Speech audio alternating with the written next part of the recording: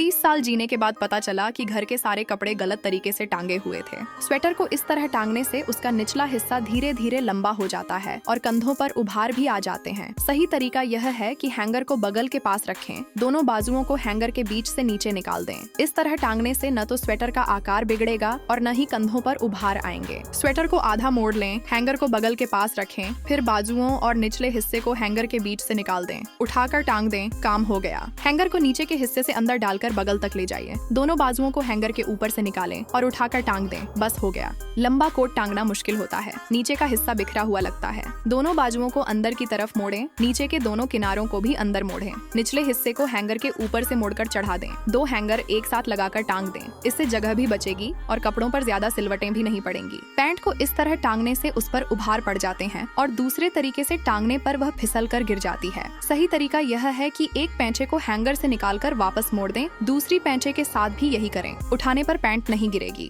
या फिर पैंट को आधा मोड़ लें, दोनों पैंचों को हैंगर से निकालें, फिर हैंगर के हुक को बेल्ट लूप में फंसा दें। इस तरह टांगने से पैंट न बिखरेगी, न गिरेगी और देखने में भी साफ सुथरी लगेगी। लंबी ड्रेस अलमारी में ठीक से नहीं आती और जल्दी धूल भी पकड़ लेती है। ड्रेस की बाजुओं को अंदर मोड़ें, निचले हिस्से को भी अंदर मोड़ें। ड्रेस के बीच में एक हैंगर रखें, निचले हिस्से को हैंगर के ऊपर मोड़ दें, फिर हैंगर से कंधों को सहारा दें, उठाकर टांग दें, काम पूरा। अब इसे छोटी अलमारी में भी आसानी से टांगा जा सकता है। डाउन जैकेट की बाजुओं को मोड़ लें, फिर नीचे के हिस्से को ऊपर की ओर मोड़ें, जिपर के लूप को हैंगर में फंसा दें। इस तरह इसे स्टोर करना बहुत आसान हो जाता है। मुझे फॉलो करें और कपड़ों को व्यवस्थित रखने के और भी उपयोगी टिप्स सीखें।